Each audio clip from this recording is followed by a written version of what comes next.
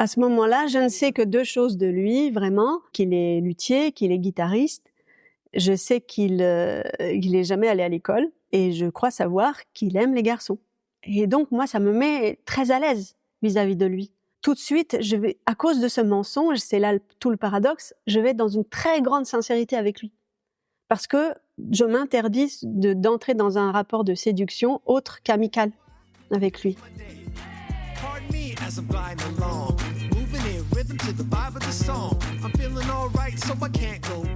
Je suis Marie-Charlotte Danchin et tu écoutes Crush, le podcast qui explore la magie des premiers jours des histoires d'amour.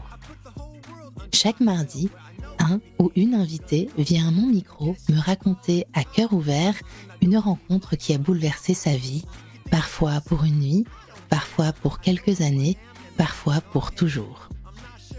J'espère que ces récits intimes seront pour toi une bulle de douceur et d'inspiration pour mieux comprendre et apprivoiser tes propres émotions amoureuses.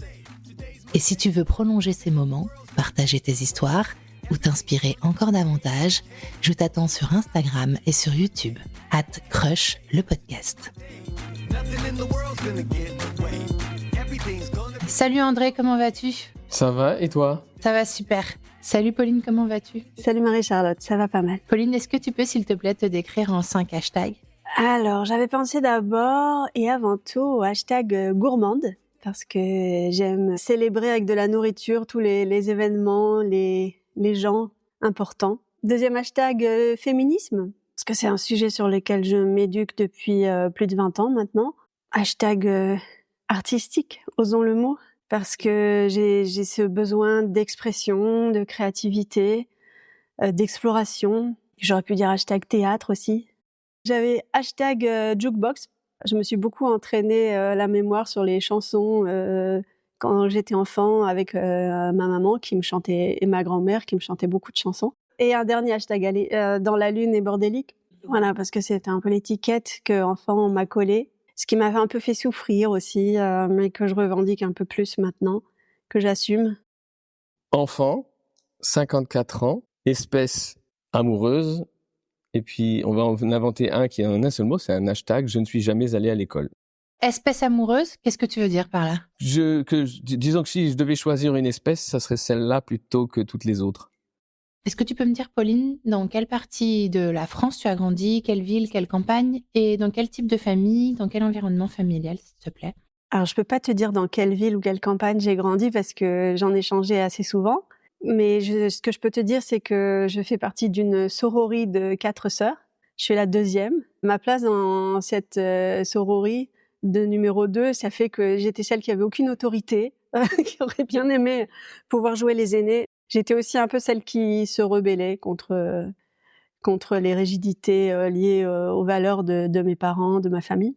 J'ai grandi avec des parents très carrés dans leurs convictions et très croyants aussi. Pour eux, la foi catholique, c'était important. On allait à la messe tous les dimanches. Mais assez libéraux quand même. C'est parce que l'autre foi qu'ils avaient, c'était pour eux l'importance du service public et notamment de l'éducation, le fait de penser aussi librement. Donc ils étaient moins sévères, moins rigides que d'autres membres de ma famille élargie. Il y avait quand même beaucoup d'amour, même s'il y avait pas forcément beaucoup d'affection, beaucoup de contact, de tactile. C'est dans cette famille-là que j'ai grandi. Et tes parents, du coup, pour toi, en termes amoureux, c'était un modèle que tu décrirais comment ?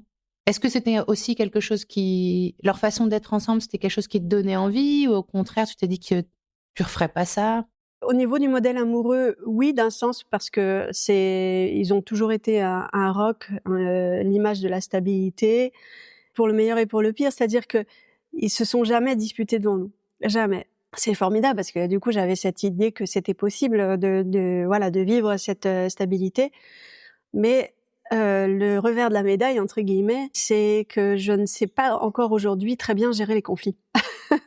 Et je pense que voilà, c'est aussi lié à ça. Mais oui, pour revenir à ta question, dans ma famille, c'était un peu tabou aussi, tout ce qui était vie sexuelle, vie amoureuse. C'est des choses dont on parlait pas.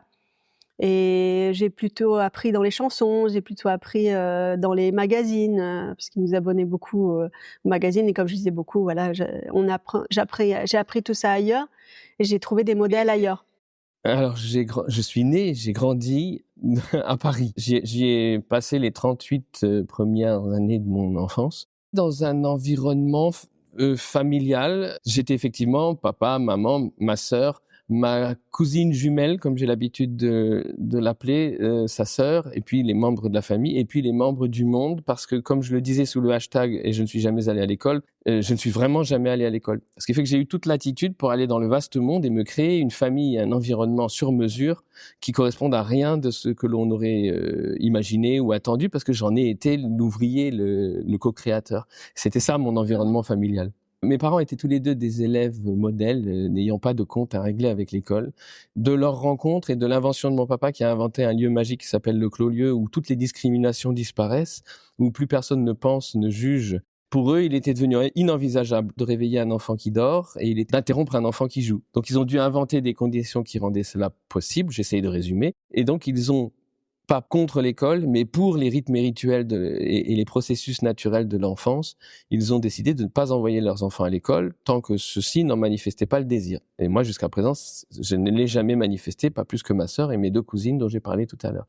Et donc, du coup, au lieu d'être limité aux interactions sociales d'un groupe de pairs, PAIRS, j'ai eu la chance de pouvoir entrer en interaction avec des gens de tous les âges, de tous les horizons, de toutes les couleurs de peau, de toutes les compétences, de tous les enthousiasmes, et de créer ainsi ma famille.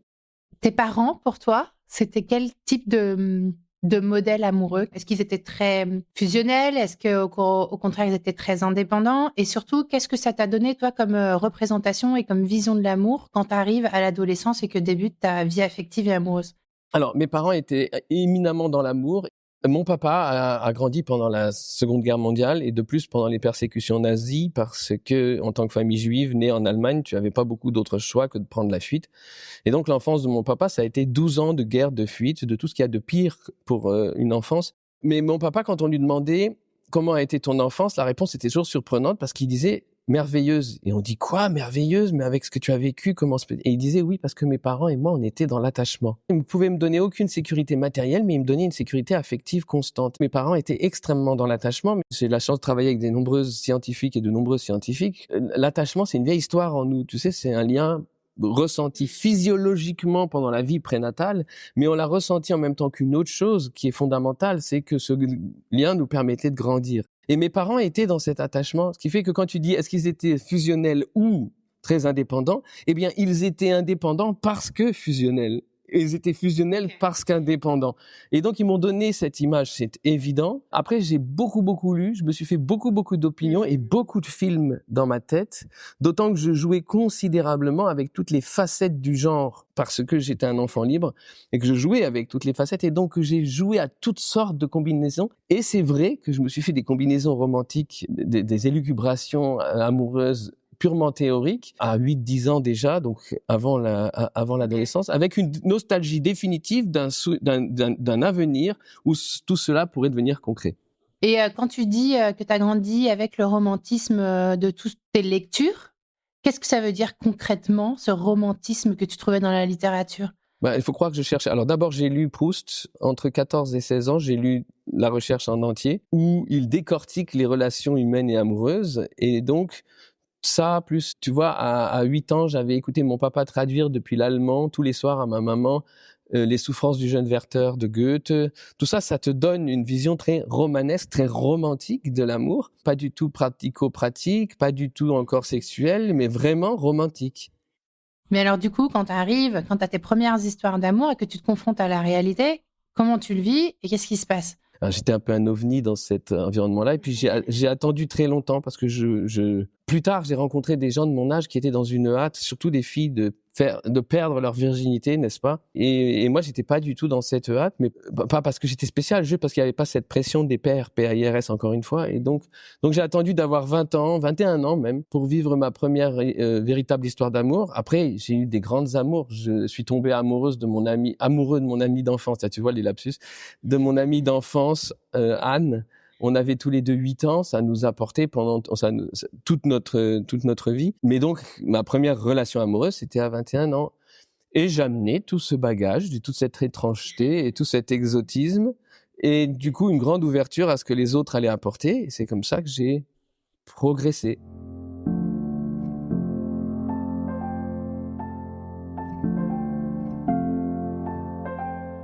Si on remonte à février 2006, donc juste avant que tu croises le chemin d'André, est-ce que tu peux me dire à ce moment-là quel âge tu as? Quelle est ta vie à ce moment-là? Est-ce qu'il se passe quelque chose de particulier dans ta vie? En 2006, j'ai 25 ans.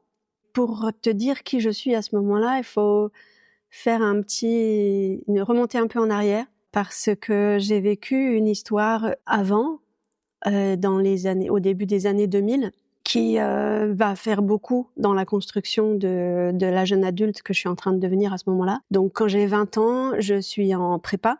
À l'école, j'étais bonne élève parce que j'avais beaucoup cette soif d'apprendre qui faisait que j'avais, comme on dit, des facilités.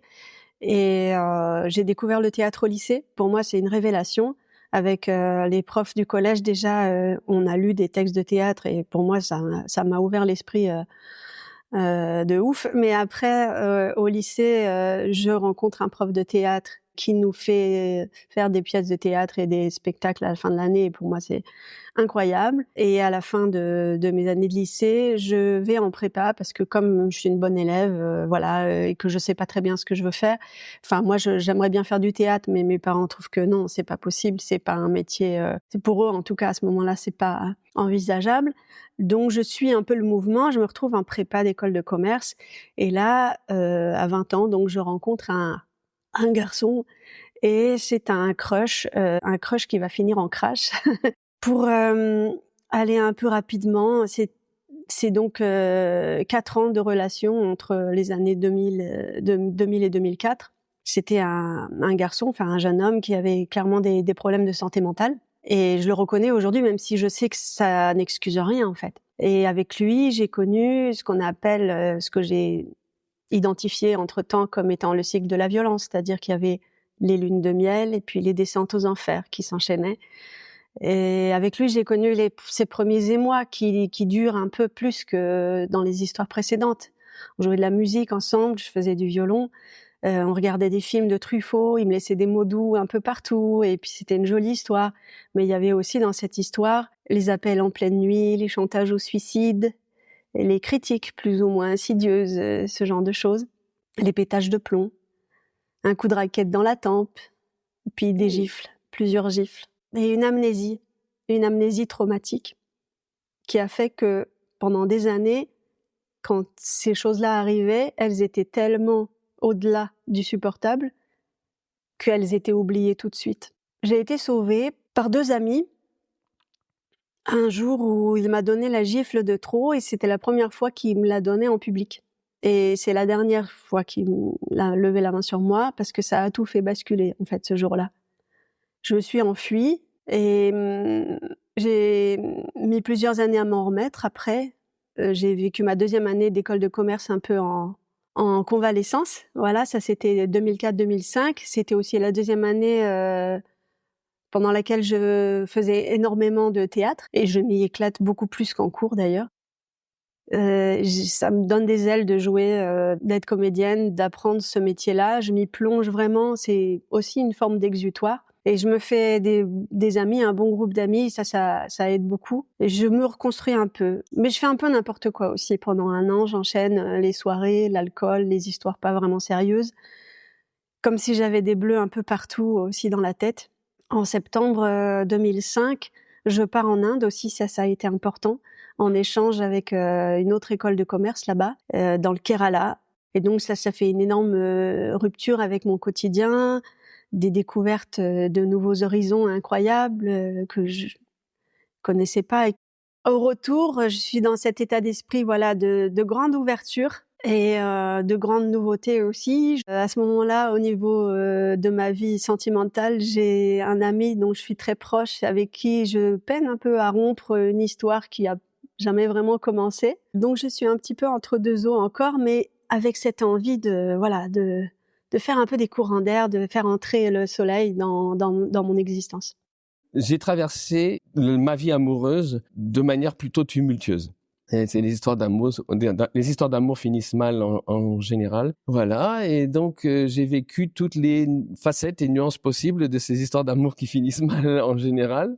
Jusqu'à une dernière en 2003-2004 qui était à la fois poétique, à la fois un peu onirique, et puis finalement un rouleau compresseur qui m'a alors aplati complètement. Donc 2003-2004 arrive 2005.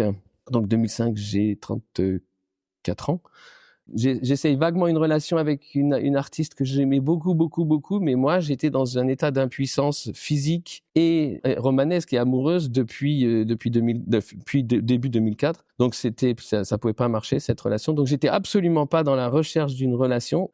Puis on arrive à l'année 2006, et ce qui se passe en 2006 de majeur, c'est que je commence à perdre une des personnes principales de mon existence, que j'ai déjà citée, c'est celle que j'appelais ma cousine jumelle, Delphine, avec laquelle j'ai passé mon enfance, mon adolescence et ma vie professionnelle dans un premier chapitre. Elle était danseuse, j'étais musicien et on faisait des spectacles ensemble. Et on était toujours à la colle depuis toujours. Et elle est tombée malade et j'ai accompagné sa douloureuse et lente agonie avec le reste de la famille pendant de nombreux mois. Et c'est là qu'arrive le 18 février 2006. À l'époque, j'étais guitariste à 100%, et j'étais aussi journaliste parce que j'ai toujours aimé écrire. Et je devais écrire un article sur un concert qui avait lieu sur une péniche d'un ami guitariste que je connaissais bien, mais pour le magazine pour lequel je travaillais, il y avait un article à écrire. Et ensuite, j'étais invité à la fête d'adieu d'une amie, plus ou moins amie, qui partait à l'étranger et qui réunissait tous ses proches pour une ultime fête. Et donc, je suis allé à ce concert, j'ai écrit mon article. Donc, je suis allé à ce concert. Il était génial, j'ai pris toutes mes notes. Je sortais d'une répétition avant d'aller au concert. J'avais donc ma guitare sur le dos, j'étais fatigué, j'avais pas particulièrement envie d'aller à cette fête. Et puis, je me suis dit, allez, tu vas faire l'effort. D'abord parce que c'est amusant, et puis ensuite parce que c'est quand même quelqu'un qui t'a invité. Et puis, il y a plein de gens que tu connais et que tu aimes qui vont être là-bas. Tu vas faire l'effort, tu vas y aller, mon grand.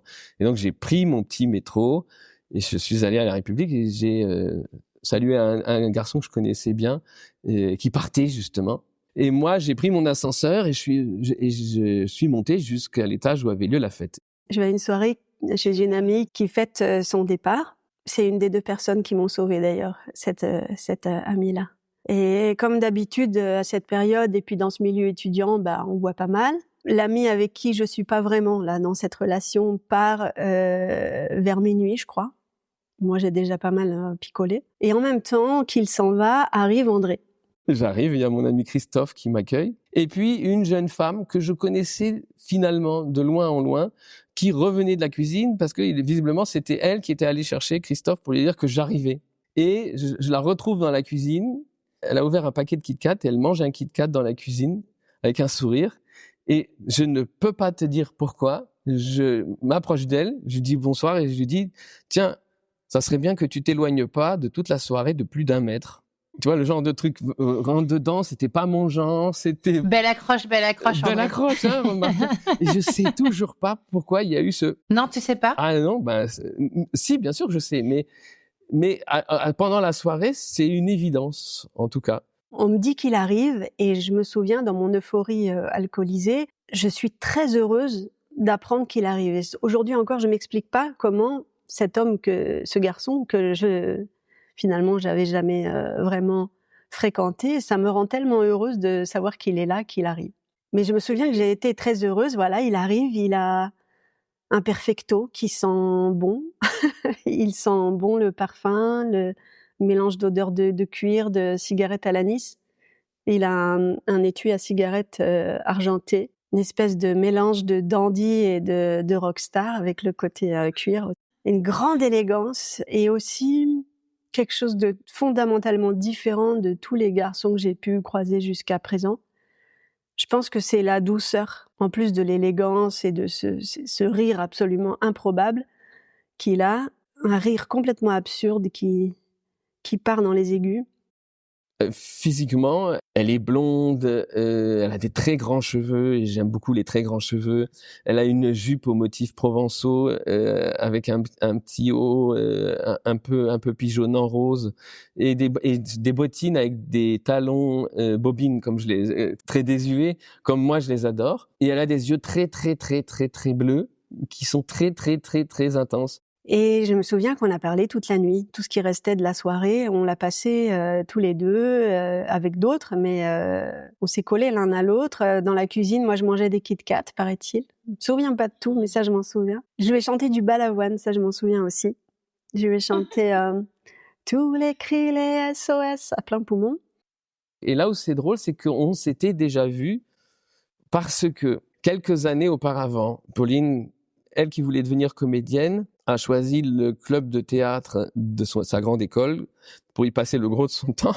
Et comme ils avaient pas mal de moyens, ils se payaient les services d'une metteuse en scène ou d'un metteur en scène chaque année. Et c'est ainsi que un des hommes de ma vie, mon metteur en scène, auteur, théâtre, co-directeur de troupe, on était co-directeur d'un ensemble à l'époque, a fait la connaissance d'une comédienne et qu'il m'a dit un soir au café, donc on est 3-4 ans avant le 2006, il m'a dit, écoute, c'est des amateurs et des amatrices, mais il y en a une là-dedans. Elle est géniale. Elle sort du lot. C'est une bête de scène. Et j'étais allé la voir, du coup, parce qu'il m'avait recommandé j'étais allé la voir jouer sur scène. C'est vrai que c'était impressionnant. Wow. C'était Pauline. C'était Pauline. Et puis, quelques années plus tard, ça a été l'anniversaire de 30 ans d'un ami commun. Et moi, je faisais partie de ceux qui étaient cachés dans l'appartement de l'ami commun. Et Pauline était celle qui le retenait au café avant de l'amener et donc, je l'avais déjà entreaperçu. Donc, c'était pas vraiment une inconnue.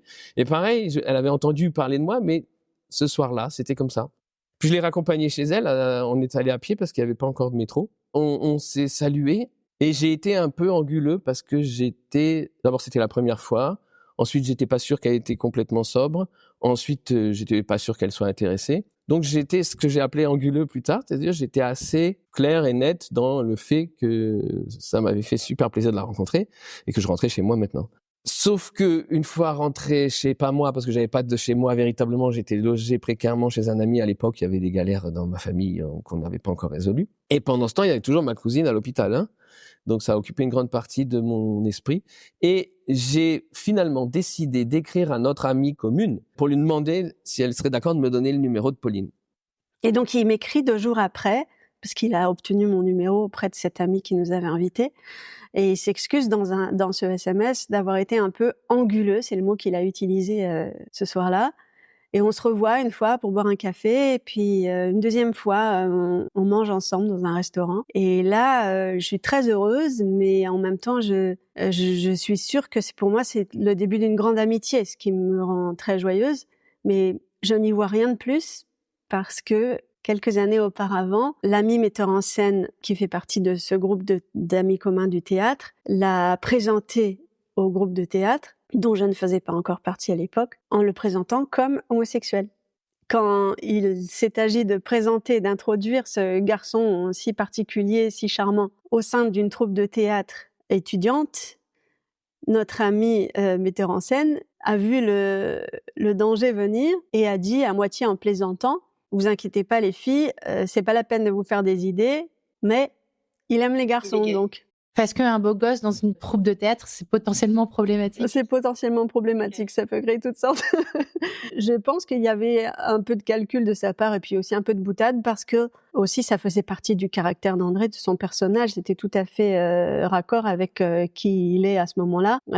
Cette espèce de personnage exubérant, très androgyne et qui bouscule tous les codes de genre établis. À ce moment-là, je ne sais que 2 choses de lui, vraiment, qu'il est luthier, qu'il est guitariste. Je sais qu'il est jamais allé à l'école et je crois savoir qu'il aime les garçons. Et donc, moi, ça me met très à l'aise vis-à-vis de lui. Tout de suite, à cause de ce mensonge, c'est là tout le paradoxe, je vais dans une très grande sincérité avec lui.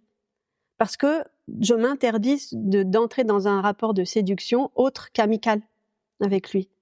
Est-ce que, toi, comment tu dirais qu'à ce moment-là, tes sentiments, tes émotions se développent par rapport à elle? Qu'est-ce qui se passe en toi? Qu'est-ce que tu ressens et dans ta tête, comment tu réfléchis? Qu'est-ce qui se passe dans ton corps? Est-ce que tu lui accordes une place particulière dans ta tête et dans ton cœur? Déjà, pendant ce premier mois où vous voyez régulièrement, vous sortez ensemble. Il se passe un truc déjà physiquement? Il se passe pas grand-chose physiquement. Il se passe pas grand-chose physiquement, et ça, c'est plus dans mes habitudes de toute manière, qu'il se passe pas grand-chose physiquement avant un certain temps. Moi, je préjuge pas de son attirance pour moi, et moi, je suis pas dans la recherche, je suis très échaudé, donc je laisse plutôt s'écouler cette espèce de pâte souple, très organique, qui découle de notre alchimie, tu vois, de notre rencontre presque quotidienne. N'empêche qu'on avait vraiment envie de se voir. Et quand tu dis alchimie, qu'est-ce que tu veux dire par là? Eh ben, c'est que on était ensemble différemment de séparément, et il se passait entre nous des choses que moi je ne connaissais pas telles que je l'ai vu, c'est-à-dire une vraie connivence, un vrai partage. Qu'est-ce qu'on a ri ensemble. On a toujours joué avec les mots, et on a toujours agacé les autres, mais on s'agaçait pas l'un l'autre avec nos jeux de mots, etc. Et puis, c'était une fois, je suis rentré. On avait une recette, Delphine, ma cousine et moi, on faisait les pâtes d'une certaine manière le soir pour des tablées immenses, parce qu'on avait toujours plein d'amis. On était à la fin des représentations ou des répétitions, on se retrouvait chez son compagnon et on faisait des plâtrés d'une recette spécifique. Et donc Pauline et moi, il nous est arrivé d'aller acheter, en sortant du cinéma, d'aller acheter les ingrédients, et puis on allait chez elle et puis on cuisinait ensemble. C'est une époque où je cuisinais beaucoup. Et puis on mangeait ensemble. Et puis un soir, elle m'a dit de rester parce que c'était au-delà de l'heure des métros. Et je suis resté. Et là où c'est intéressant à raconter, je pense, c'est que ça a été. Nous avons partagé un lit, mais dans une totale chasteté, mais en petite cuillère, qui est devenu un symbole pour nous entre-temps. Mais on a dormi comme ça, donc dans une très très grande intimité. Et ça, je me permets de le dire, il y avait aucune frustration pour moi, il y avait aucune frustration pour Pauline. C'était, tu vois, on aurait pu vivre notre vie comme ça, sans jamais passer à l'étape suivante de la relation, parce qu'on était super bien et sans projet d'avenir particulier. C'était vraiment, dans une vie très agitée, des moments d'instant présent. Pour moi, c'est vraiment le début d'une très belle histoire d'amitié où j'ai envie d'être moi-même. Et je découvre le bonheur aussi et le soulagement que c'est d'être 100% soi-même avec tout ce que j'ai vécu avant. Parce que quand on vit une relation comme ça abîme quelque chose profondément, comme cette relation précédente, cette relation toxique. On finit par devenir un peu caméléon pour éviter que l'autre pète un plomb, pour éviter que les choses vrillent. À un moment donné, on se transforme, on devient la personne qu'on croit devoir être. Et comme j'avais aussi un peu ça dans mon éducation, de jeunes filles bien élevées, je savais faire de bonnes élèves, je savais faire aussi. Voilà. Et avec André, je découvre une autre manière d'être, complètement radicalement différente. D'abord en ami avec lui, qui est cette grande sincérité. Parce que j'ai rien à perdre, parce que je crois n'avoir rien à gagner à ce moment-là. On se revoit plusieurs fois et on va au cinéma ensemble plusieurs fois par semaine, pendant plusieurs semaines. On va au restaurant, on se retrouve chez moi le soir après à se faire des repas improvisés. On parle pendant des heures. Lui est très tactile et moi j'aime bien ça mais dans mon groupe de théâtre c'est aussi quelque chose de normal, de courant. Et donc encore une fois quelque part, je m'autorise pas à y voir plus que quelque chose du rapprochement entre deux êtres, entre deux âmes, mais pas forcément des corps. Il y a un soir où on se rencontre avant la première du film d'un ami dans un cinéma à Paris. On se rencontre et là, je sais pas pourquoi, on déballe tout, nos histoires précédentes. Pauline les siennes, moi les miennes, et elle découvre un pan de moi qu'elle ignorait puisqu'elle était persuadée que j'étais uniquement homosexuel. Et donc, Pauline découvre que c'est pas le cas. Et on va à cette première de ce film, on assiste à la première à laquelle la réalisation du film, Pauline avait participé. Donc, on avait toutes les raisons, en plus que c'était l'ami qu'elle était allée chercher pour lui dire qu'André arrivait le jour de la première rencontre. Donc, tout ça, c'était dans nos cercles.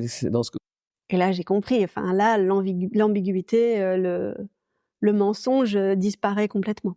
C'est-à-dire que là, tu comprends qu'il aime aussi les filles. Qu'il aime les filles, et qu'il en a eu plusieurs dans sa vie et que voilà, et que c'était un mensonge. Voilà, que cette partie-là était erronée, voilà.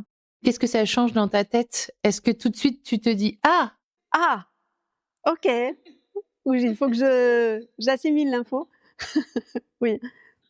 Et en même temps, à ce moment-là, ça ouvre autre chose, quoi. Ça ouvre une autre porte. Ce soir-là, elle avait froid, je lui ai donné mon perfecto et puis on attendait à la caisse, côte à côte. Et puis à un moment, je sais pas pourquoi, on a dit quelque chose, on s'est retourné, on s'est regardé et on s'est effleuré pour un premier baiser. Et là, on avait ouvert ces vannes-là. Le soir, on a dîné chez l'ami qui avait fait le film et on a dormi là-bas sur un coin de matelas, donc toujours aussi chaste. Hein. Et puis je l'ai raccompagnée à son travail et elle a pris son téléphone pour prendre rendez-vous avec la personne avec laquelle elle était plus ou moins liée actuellement, pour l'inviter à boire un café et à mettre les choses à plat. On avait rendez-vous, nous, à la sortie du café. Donc je suis allé l'attendre et puis on est rentré chez elle et on est devenus amants dans la même logique et dans la même, je dirais, organicité. Je me rappelle juste d'une chose, je lui ai dit une phrase, je lui ai dit: toi, tu veux qu'il y ait eu personne avant toi et personne après toi.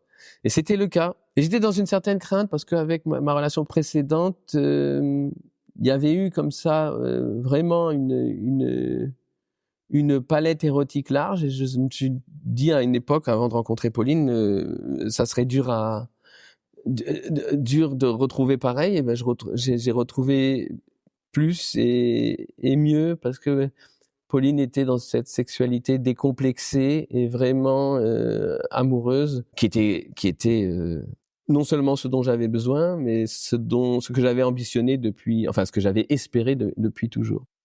Mais avant, je vais quand même prendre le temps de finir avec cet ami cette histoire qui n'avait jamais vraiment commencé. Parce que pour lui, comme pour moi, quand on envisage de se mettre ensemble, on se dit il faut que ce soit pour moi que je fasse cette rupture et c'est important que voilà les choses soient claires vis-à-vis de cette personne parce que je voulais pas la faire souffrir non plus.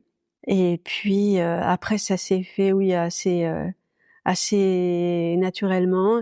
Il y a une autre soirée d'anniversaire à laquelle on va peu de temps après qu'on ait eu cette discussion. Et là, au cours de cette soirée, on se rapproche un peu plus.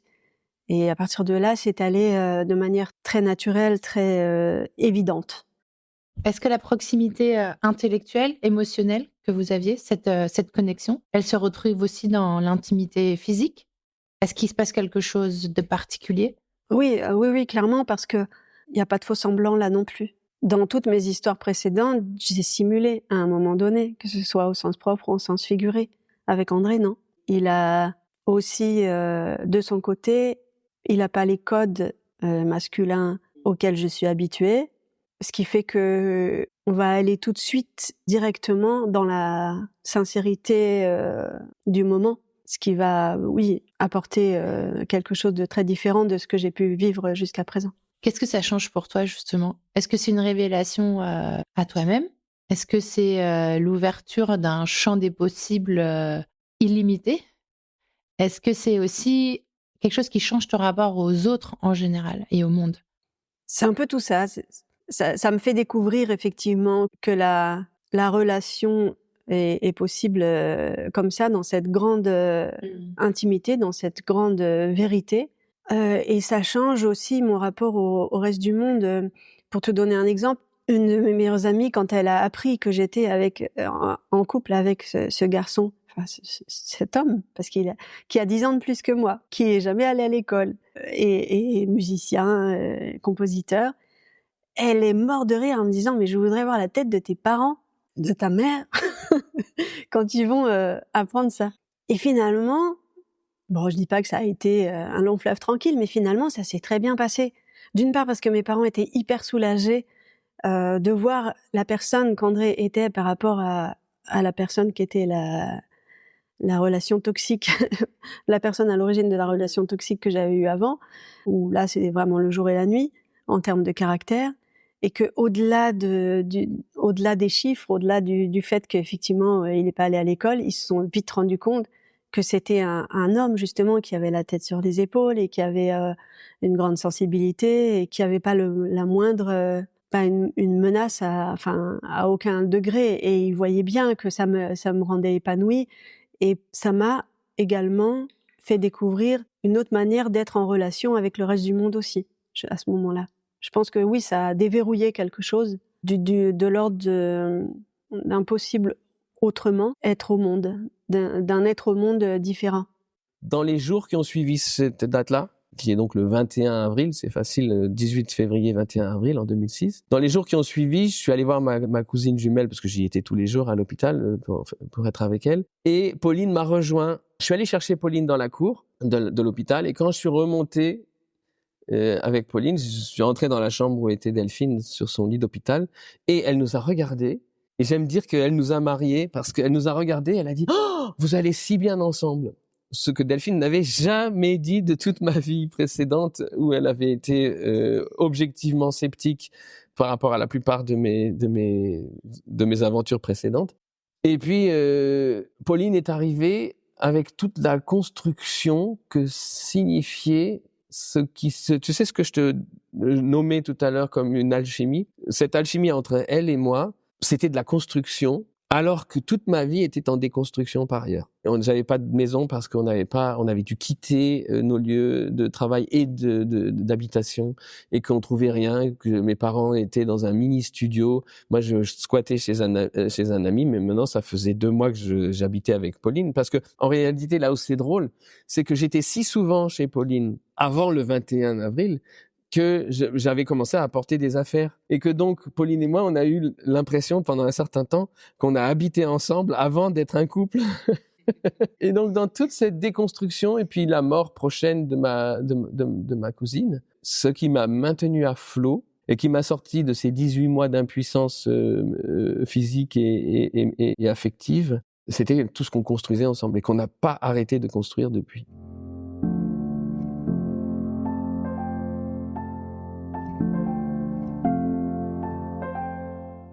Très vite, ce qui va se passer aussi au printemps 2006, c'est qu'il va me parler d'un projet qu'ils avaient ensemble avec cet ami, un metteur en scène, autour du personnage mythique de Salomé.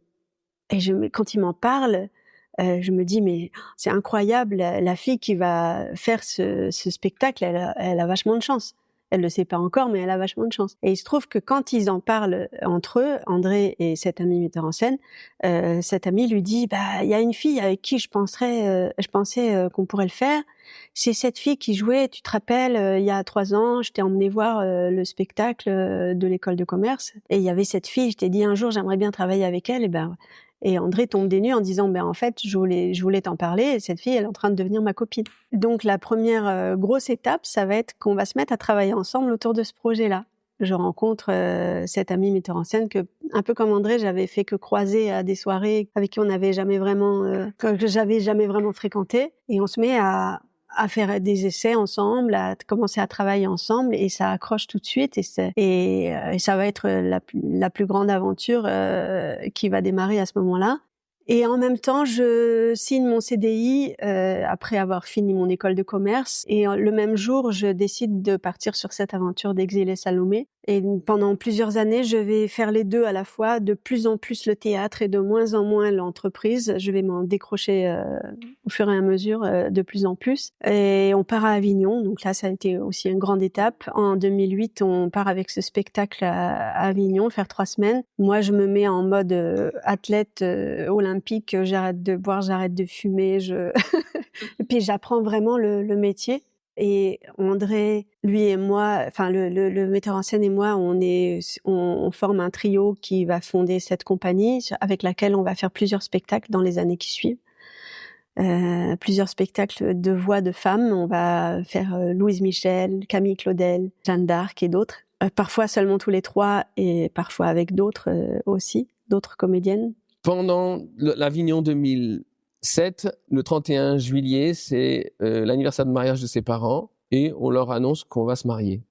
On s'est mariés en 2008 et on a fait un mariage très spectaculaire qui correspondait à ses vœux et aux miens, en mêlant nos deux origines religieuses, en matinant tout ça de notre carrière d'artiste commune et etc. Donc on avait une très très grande fête dans une grande église sous les orgues d'un des héros de ma vie qui est César Franck, donc l'orgue Cavaillé-Coll de l'église Sainte-Clotilde à Paris, avec une amie organiste qui a accompagné notre mariage.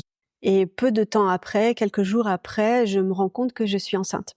Alors que à l'époque, je portais un stérilet. Donc c'était vraiment pas prévu. Et en même temps, bizarrement, ça me rend très joyeuse, très heureuse. Et ça me fait réaliser que je suis prête à avoir des enfants parce que j'ai très envie d'en avoir avec André. Donc tout ça se met en place de manière finalement assez logique. Mais comme j'ai toujours le stérilet, la question se pose, qu'est-ce qu'on en fait? Parce que ça peut être dangereux de le garder si on veut poursuivre la grossesse. Mais c'est aussi dangereux de l'enlever. On décide de l'enlever et quelques semaines après, je fais une fausse couche. Et donc, c'est un peu difficile à vivre. Mais en même temps, c'est la prise de conscience pour moi à ce moment-là, pour nous deux à ce moment-là, que c'est quelque chose qu'on a vraiment envie de vivre à plus ou moins un long terme. 2009, cette fois-là volontairement et selon un planning bien établi, notre première grossesse. Pauline est hospitalisée 12 semaines parce que pour menage d'accouchement prématuré, donc de grosses émotions. Et puis 18 décembre 2009, naissance de notre premier bébé qui va changer nos vies bien sûr, Antonin. En 2013, on déménage donc à la campagne. 2015, on se lance dans la deuxième grossesse. On voulait qu'Antonin ait des souvenirs. C'était un désir de Pauline qui avait 3 sœurs, qu'Antonin ait des souvenirs d'enfant unique. Donc on a un peu attendu. Puis c'était aussi une grossesse à risque. Puis en 2016, naît Benjamin.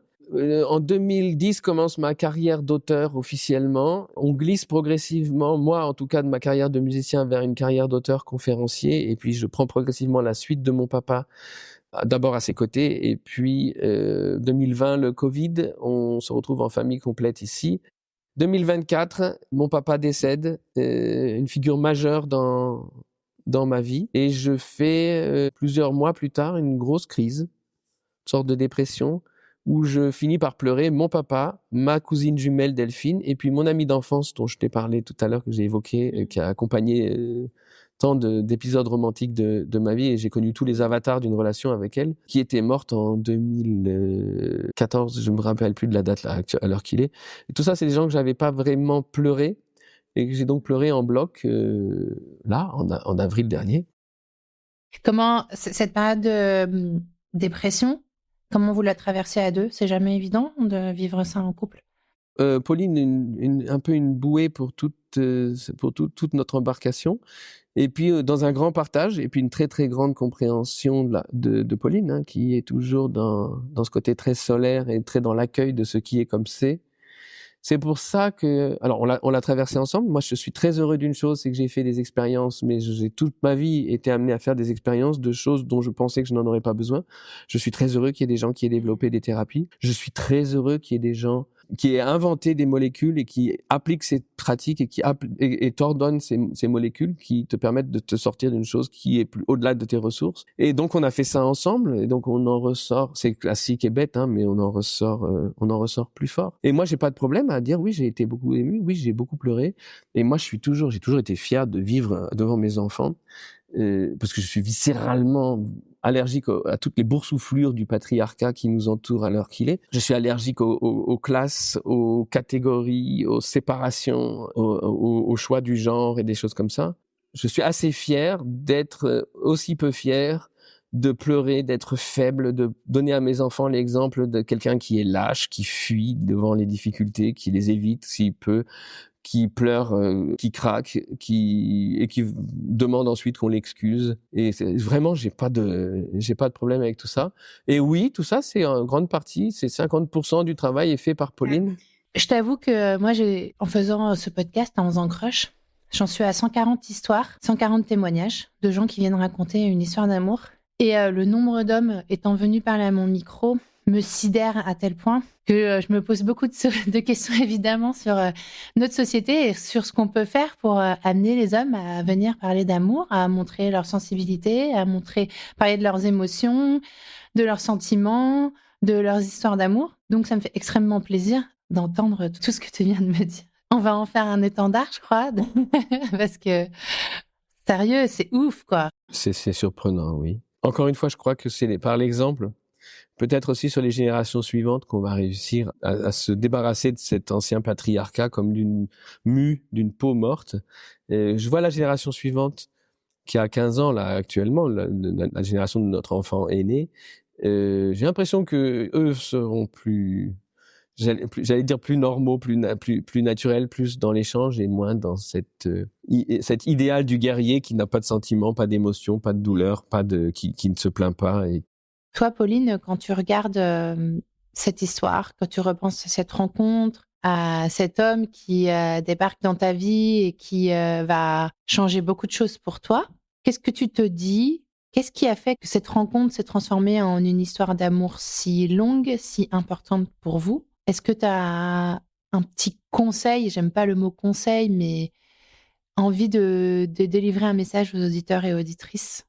Je pense que c'est un message de vérité et une invitation à la sincérité dans la relation et aussi quelque part briser les codes, s'en affranchir pour devenir qui on a envie d'être et pas la personne que les autres attendent de nous.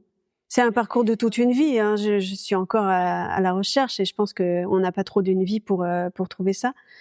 Je pense que ça a été un accélérateur considérable dans ma vie, la rencontre avec André, pour parvenir à cette quête, à ce désir, voilà. Et puis la curiosité, le fait d'être ouvert, d'être gourmand, d'avoir envie d'être au monde avec une grande ouverture d'esprit, au-delà des codes et des attendus et des structures préétablies. Tu sais, souvent, on dit qu'il faut d'abord bien se connaître soi-même, s'aimer soi-même avant de pouvoir s'engager dans une relation, ce qui est, à mon avis, assez vrai. Mais je disais justement l'autre jour que, un peu comme ce que tu viens de me raconter, Pauline, moi, cette vérité, cette quête de m'aimer moi-même et d'aimer ma vie, en fait, je l'ai trouvée dans ma relation avec mon partenaire. C'est une autre façon de faire. Tu sais, on dit souvent, non, mais il faut rester célibataire pour mieux se connaître avant de rencontrer quelqu'un. C'est important d'apprendre à être seul, etc., etc. Et en fait, je pense qu'il y a une façon de faire, enfin, il y a une façon de se réaliser qui est aussi dans le rapport à l'autre et dans le couple.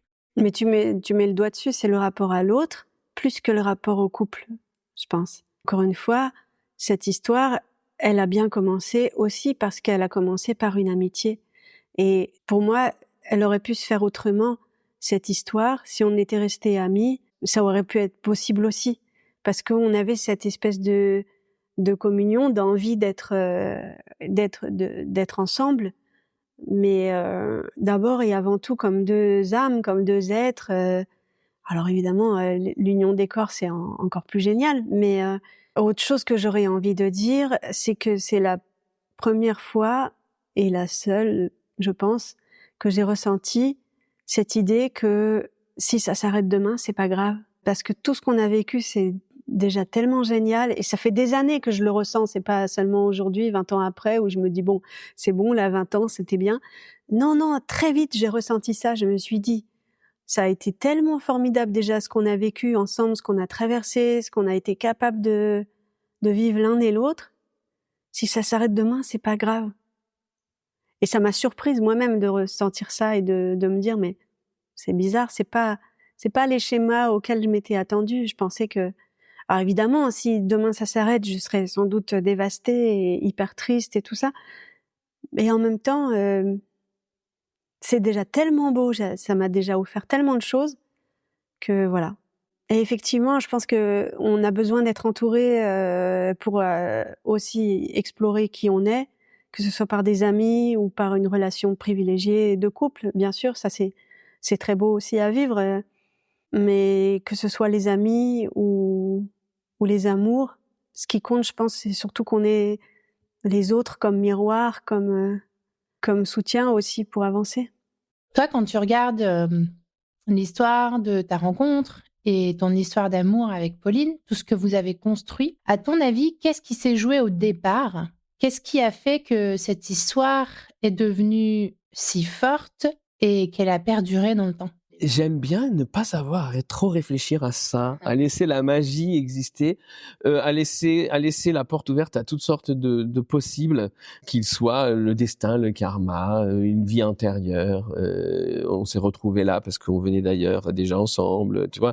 Laisser un peu ouvert toutes ces portes-là pour pas dire je sais comment ça s'est passé et d'ailleurs c'est une recette et si vous l'appliquez ou si je la réapplique une fois dans ma vie ça marchera aussi bien, tu vois. Je crois pas en ça, puis je crois pas dans les réponses universelles et je crois sincèrement que l'amour, surtout dans cette dimension et cette ampleur-là, que l'amour est sincèrement une chose qui échappe à nos mots MOTS, humain, et parce que, par définition, c'est indéfinissable, et que de chercher à le définir, c'est s'éloigner de plus en plus de la substance. Hein. Donc j'ai l'air comme ça de botter en touche, mais je préfère répondre à un sincère « je ne sais pas », c'est en cours, j'étudie. Est-ce que tu sais dire si cette rencontre et cette relation avec Pauline, elle a changé ton rapport au monde, aux autres, et en quoi elle l'a changé? Elle a changé mon rapport au monde parce que elle a rendu possible ce dont je rêvais. Donc c'est pas un détail. Elle a permis la réalisation d'une relation entre deux personnes comme je l'avais souhaité, espéré. Donc oui, ça change ma relation au monde depuis 20 ans parce que je sais que c'est possible. Et donc, je peux rétrospectivement, et j'ai fait ça pendant toute cette difficile période que j'ai traversée donc ce printemps, c'est parler à l'enfant de 4-5 ans que j'étais qui se demandait si ses parents allaient bientôt mourir et si un jour il aurait lui-même une famille avec des enfants et l'amour, et lui dire oui, tes parents vont vivre longtemps, ton papa mourra à 100 ans, donc tu as 50 ans devant toi, oui, tu rencontreras Pauline. Après, je voudrais préciser une chose à ce stade-là, qui est vrai depuis le début de l'histoire avec Pauline. Si elle s'arrête demain, et il faut jamais exclure, hein, il faut jamais prendre les choses pour acquises. Et ça aussi, ça fait partie de ce que nous faisons, Pauline et moi, c'est de ne pas prendre les choses comme acquises et retravailler tous les jours, remettre tous les jours les éléments ensemble et puis voir quelle image ils donnent, quelle combinaison aujourd'hui et puis constater avec plaisir, ça marche aujourd'hui, mais peut-être que demain ça marchera plus. Et si ça s'arrête demain, je te jure que oui, ça sera le pire des chagrins d'amour et pourtant j'ai donné à ce niveau-là, le pire des chagrins d'amour de ma vie, mais ce qui dominera, ce sera la gratitude pour les 20 années qu'on a vécues dans ce type de relation. Si tu rencontrais la Pauline de février 2006, juste avant cette soirée où on va t'annoncer que le fameux André va arriver, qu'est-ce que tu lui dirais à cette Pauline? Je lui dirais rien pour voir la tête qu'elle ferait. Dans quelques années, tu vas devenir végétarienne et tu vas trouver ça génial. Et même après, tu vas devenir végane. Je l'aurais pas cru, je me serais pas cru. Non, je dirais surtout rien pour pas transformer, risquer que l'histoire n'advienne pas. Mais peut-être que je la prendrais dans mes bras et je lui ferai un gros câlin. Est-ce que tu veux lui glisser un petit mot à Pauline? Oui, c'est ne t'éloigne pas de plus d'1 mètre.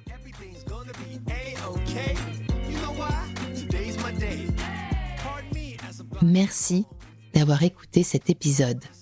Si tu veux soutenir le podcast, prends 30 secondes pour mettre 5 étoiles et un petit mot sur Apple Podcast ou Spotify, ça change vraiment tout pour moi. Si toi aussi tu as une histoire à partager, écris-moi, peut-être qu'on se retrouvera bientôt derrière le micro. Et puis n'oublie pas, Crush, ce ne sont pas que des histoires vraies.